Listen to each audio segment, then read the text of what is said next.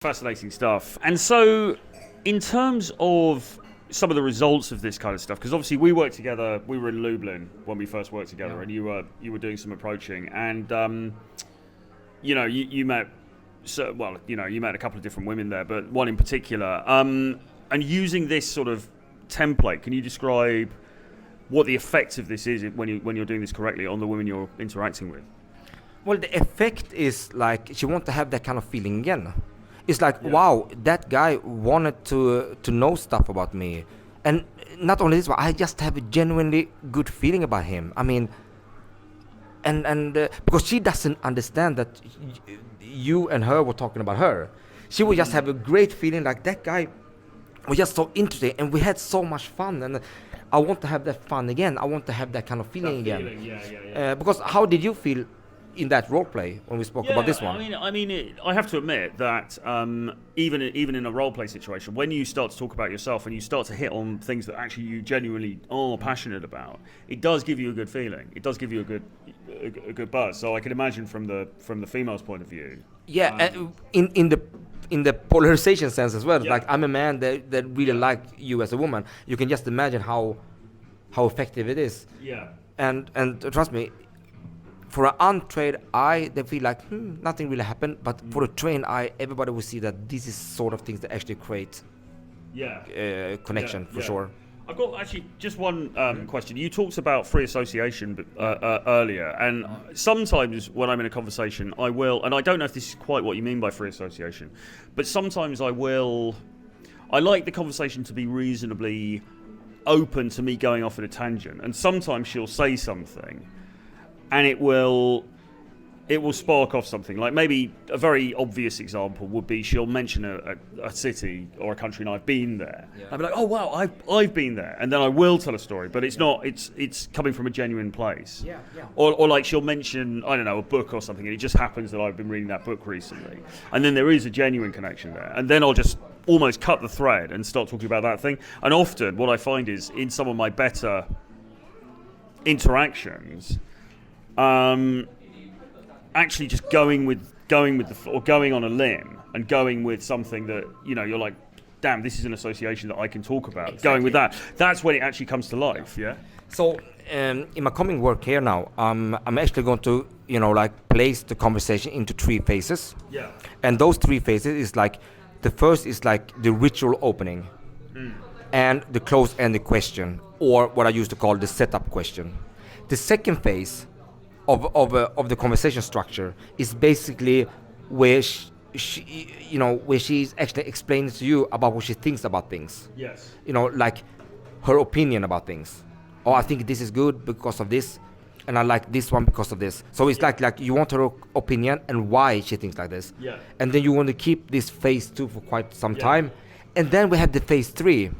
What you were talking about now is like, okay, so now we're going to take the conversation into personal mode and gravitating towards common interest. And that is when something magical is happening. Then it's like that is when the body language, the how you say things, not only what you're saying, is actually getting connected with you and her in the bonding sense. Yeah. Well, one of the best interactions I had here when we were here before, when we were in Gdansk, was with a girl, and it turned out that she was a politics student, political science student, and at the time, it was just when Boris Johnson, the Prime Minister in the UK, had been forced to resign. The news had just broken. So I just kind of, and I talked, she was from Belarus, so we talked a little bit about her country. And then I just threw in saying, oh, there's a lot of stuff happening in my country at the moment with London. And she started, oh yeah, I've heard about Boris Johnson. And we started talking about that. Now, I wouldn't for 1 minute, you wouldn't write in a textbook, go, oh, if you want to get the girls, then start talking about Boris Johnson or start talking about politics, because in a way often it's the kiss of death. But with her, it was something she was genuinely interested in, and I was quite interested in as well, and that's where the conversation really started to, it was no longer me trying to do an approach. It was just a genuine conversation, and that's when you get that real rapport between the two people. You understand what I mean? Absolutely, I understand absolutely. I mean, not be able to speak about certain topics like, oh, you cannot speak about politics, you cannot speak about jobs, is just a myth. Yeah. I mean, you have to speak about things that you both find interesting. Yes. You know, but you have to speak it in a way of empathy, from an empathetic standpoint. Like, okay, we are not really judging each other. I just want to see how you think from your perspective, how your perspective looks like, and I think that is very, very important, actually.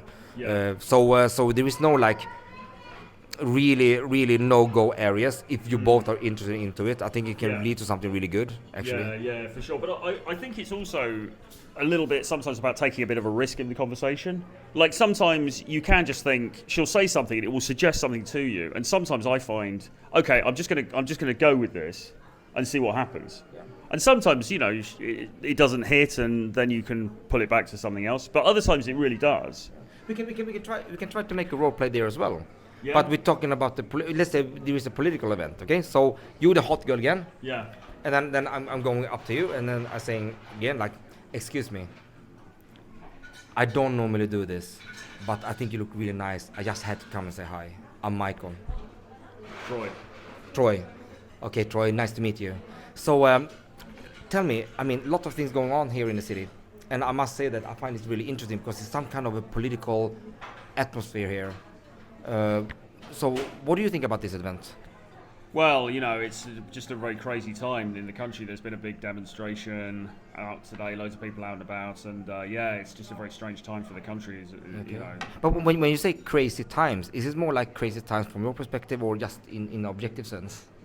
Well, I think from my perspective, from everyone's perspective, really, it's just that, there's a lot of upheaval going on in the country at the moment, and I think everyone's feeling that. Okay, so what I can feel a little bit like you want changes.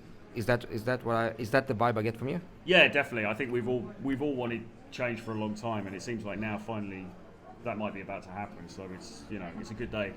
Okay, so I can definitely feel like people are very exciting here, and you are quite excited as well. If exciting is the right word, I mean, something is still happening, and I can feel a little bit like you're quite passionate about things that are happening right now, even though it might not be towards your views and your values, but you're still excited that some change might happening today.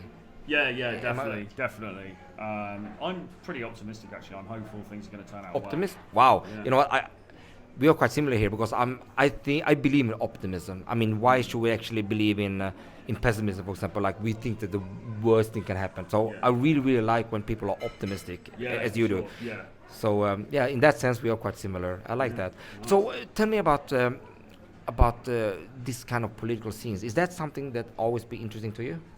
Well, I mean, I'm not massively into politics really, but this is just such a big day for the country that I feel like it's, you can't ignore it, and so I don't know. I'm just hoping that things are going to turn out for the best.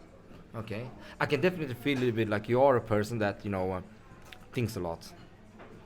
Yeah, I suppose so. Yeah.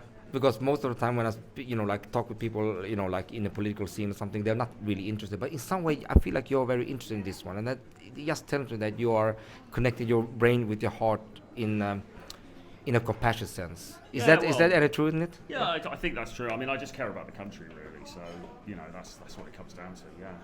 But how is it when it comes to your friends and the close ones? Are you feeling a little bit like you are connecting them into today's event, or just thinking as a country as a whole? You get my point? Yeah, well, I mean, I've got different friends. They think differently about this stuff, but I think he's pulling everyone together as a community today for sure. Okay, yeah. Okay. I can see where you're coming from, exactly. So, out of curiosity, I mean, okay, so you're here in the political event, and a lot of things are happening and this kind of thing, but out of curiosity, I mean, are you a person that works with people, or are you sitting in front of a computer screen, basically? Because I feel like you're this kind of people person. Yeah, since you're here. I work actually I train people, so I do work with people. You're helping people? Yeah. Okay. So is that something you always like to do, helping people? Is that like one of your first priorities that come into your mind when it comes to like having a passion for work or doing something meaningful? Yeah, I think if you're helping people, I think that gives meaning to your life is just such a key thing for me, definitely. To make something meaningful. Yeah. And exactly. meaningful means a lot to you. It does. Yeah, okay. It Okay, does. I get it. I find it really attractive when people are compassionate about others, have empathy, and Yeah. really focusing about not only themselves but the better for other people. So Yeah, I can yeah, definitely yeah. see that you're quite attractive because you are that kind of person, I think. Really. For me myself, I mean, I'm also a very compassionate person. I mean, for my line of work, I mean, I'm a dentist, and I'm doing it not because of career, but I'm doing it more because I like helping people. Okay. That's what I yeah. do. So Nice. if I understood you correctly, you also chose your line of work because you want to help people. But let Yeah. me guess. Let me just figure out what you're actually doing. I think that you are a psychologist. Yeah, close. I'm a child psychologist. Okay. You are. Child. Oh, child psychologist. psychologist. Oh, okay. Children. Mm. So tell me. Yeah. So tell me now, Troy. Tell me. When it comes to the psychology and the empathy from a child compared with adults, what would you say about this one? I don't know really, because I don't. I mean, I think children are very empathetic. And I think that sometimes they lose that empathy as they go on to get older. Okay. Do you have the sense like I have, like, when you are with children, is something magical happening because children don't lie in that sense. They just Yeah, express themselves like in a very authentic manner.